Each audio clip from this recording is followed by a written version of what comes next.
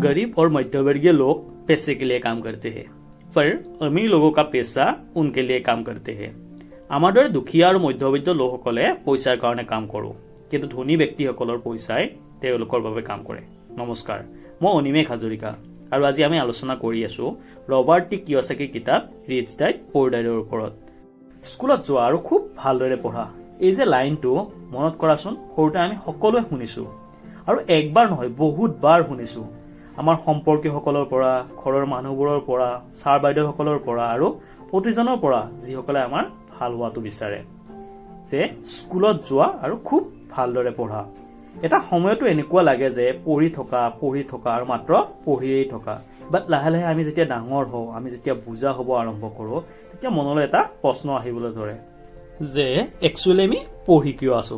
চাওক, স্কুলত যোৱা আৰু পঢ়া শুনা কৰা এইটো এটা বহুত ভাল কাম হয়, কিন্তু আমি যদি কিবা এটা কাম কৰোঁ, সেইটো কাম কিয় কৰি আছো, তাৰ পৰা আমাৰ কি লাভ হ'ব, এইটো জনাও বহুত ইম্পৰ্টেণ্ট হয়। আমাৰ পঢ়া শুনা কমপ্লিট কৰাৰ পিছত আমি সকলোৱে চবতকৈ প্ৰথমতে জব অৰ্থাৎ চাকৰি নিবিচাৰো জানো।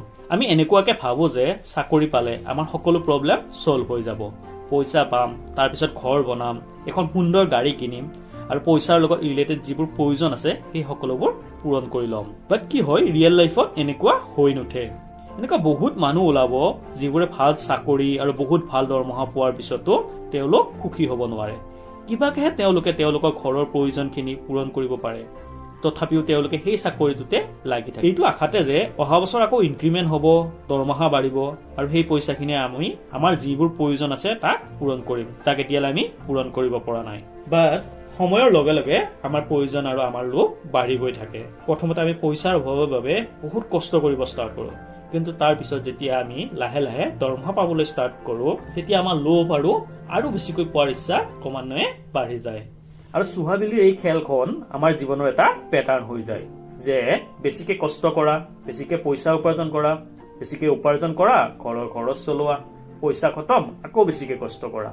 আৰু এই যে বিশেষ চাৰ্কলটো এইটো চলি গৈ থাকে আৰু আমি গোল গোল গোল গোল ঘূৰি থাকো। আৰু যদি আমাৰ তাত কেনেবাকৈ বেছিকে পইচা আহিও যায়, তথাপি আমাৰ এই বিশেষ চাৰ্কলটোত ঘূৰাৰ অভ্যাস হৈ যায়। আমাৰ নহয়, ভয় আৰু লোভ এই দুটা কণ্ট্ৰল কৰা শিকাটো বহুত জৰুৰী হয়, কিয়নো যদি আমি ধনী হৈ যাওঁ, তথাপিও আমি এই অভ্যাসৰ বাবে এই ভয়ৰ মাজতে থাকি যাম, ফলত আমি আমাৰ জীৱনটো এনজয় কৰিব নোৱাৰিম। আগৰ দিনত এডুকেশ্যন বা শিক্ষা এটা মাধ্যম আছিল মানুহৰ পাৰ্চনেলিটি ডেভেলপ কৰাৰ বাবে আৰু ওচৰ পাজৰৰ বিষয়বোৰৰ বিষয়ে আমাক জ্ঞান দিবৰ বাবে। কিন্তু সময়ৰ লগে লগে শিক্ষাৰ উদ্দেশ্য, ইয়াৰ গ'লো সলনি হৈ গ'ল। শিক্ষাৰ উদ্দেশ্য হৈ ৰ'ল ডাঙৰ হৈ নিজৰ জীৱিকা চলোৱা, ব্ৰেড এণ্ড বাটাৰ উপাৰ্জন কৰা। হয়তো ইয়াত কোনো ভুলো নাই, সময়ৰ লগত বস্তুবোৰ সলনি হোৱাটো বহুত প্ৰয়োজন, কিয়নো যিবোৰ বস্তু সময়ৰ লগত সলনি নহয় সেইবোৰে হয়তো আমাৰ সুখবোৰ কাঢ়ি লৈ যায়, নহলে আমাৰ সমাজখনক বহুত পিছুৱাই লৈ যায়। ৰবাৰ্ট টি কিয়সাকিয়ে এই ইম্পৰ্টেণ্ট টপিকটোকে তেওঁৰ কিতাপ ৰিচ ডেড পুৰ ডেডৰ উল্লেখ কৰিছে আৰু অতি সুন্দৰকৈ কৈছে যে আমি সৰুৰে পৰাই ল'ৰা ছোৱালীবোৰক মানি, অৰ্থাৎ পইচাক যদি এটা ছাবজেক্টৰ দৰে পঢ়াবলৈ আৰম্ভ কৰোঁ, সিহঁতক এইটো বুজাব আৰম্ভ কৰোঁ যে ইয়াক কেনেকৈ মেনেজ কৰিব লাগে, তেনেহলে মই ভাবো ল'ৰা ছোৱালীবোৰে বহুত প্ৰব্লেম নিজে নিজে চল্ভ কৰি ল'ব পাৰিব, সিহঁতে নিজেই ইয়াক চল্ভ কৰাৰ ক্ষমতা ৰাখিব। কিন্তু ৰবাৰ্ট টি কিয়সাকিয়ে এইটো কথাটো সম্পূৰ্ণ গুৰুত্ব দিছে যে পইচাক যাতে কেতিয়াও সম্পৰ্কৰ ওপৰত ৰখা নহয়, আৰু সেয়েহে হয়তো তেওঁ এই বিষয়টোক সম্পৰ্কৰ মাজেৰে বুজাব চেষ্টা কৰিছে। ৰবাৰ্ট টি কিয়সাকিৰ যিজন প্ৰথম দেউতাক আছিল, তেওঁ কৈছিল যে মই ইয়াক কিদৰে কিনিব পাৰো। সেই একেটা কথাকে তেওঁৰ যিজন ছেকেণ্ড দেউতাক অৰ্থাৎ ৰিচ ডেড আছিল, তেওঁ কৈছিল যে মই ইয়াক কিয় কিনিব নোৱাৰো। দুয়োজনৰ চিন্তাৰ পাৰ্থক্য আছিল, দুয়োজনৰ শব্দৰ পাৰ্থক্য আছিল। অৰ্থাৎ আমি যাক জীৱনত পাব বিচাৰো, যাক জীৱনত চম্ভালি ৰাখিব বিচাৰো, যদি তাৰ বিষয়ে আমি সৰুৰে পৰা শিকিব পাৰো, কি এইটো ভাল নহব? বৰ্তমান সময়ত যিদৰে পঢ়া শুনা কৰা যায়, তাত ল'ৰা ছোৱালীবোৰে যেতিয়া ডিগ্ৰী কমপ্লিট কৰে, তাৰ পিছতে ভাবা দেখা যায় যে এতিয়া মই কি কৰিম, কি চাকৰি কৰিম। কিন্তু কি এইটো ভাল নহব যে ল'ৰা ছোৱালীবোৰ আৰু অলপ আগৰ পৰাই এইটো বিষয়ত অলপ ভালদৰে অলপ ডিপলি পঢ়োৱা যাওক, বুজোৱা যাওক? এইটো এনেকুৱা কথাই নহব জানো কি জানা থা জাপান আৰু পঢ়চ গেই চীন, অৰ্থাৎ উপাৰ্জন কৰিব লগা আছিল পইচা, কিন্তু যেতিয়ালৈ আমি ইয়াক বুজিব পাৰো তেতিয়ালৈ বহুত দেৰি হৈ গ'ল। অৰ্থাৎ চবতকে প্ৰথমতে আমি এইটো বুজি পাব লাগিব যে প্ৰথমে আমি নিজে একচেপ্ট কৰিব লাগিব, আমি জানিব লাগিব যে ইয়াক কিদৰে পাব পাৰি, ইয়াক কেনেদৰে চম্ভালি ৰাখিব পাৰি, আৰু সেই ভাল শিক্ষা আমি আমাৰ আহিবলগীয়া জেনেৰেশ্যনকো দিব পাৰিম।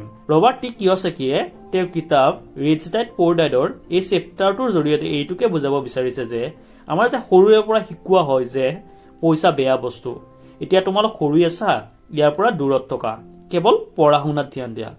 এই কথাটো কৰবাত নহয় কৰবাত হয়তো বৰ্তমান সময়ত অলপ ভুল পৰিগণিত হৈছে।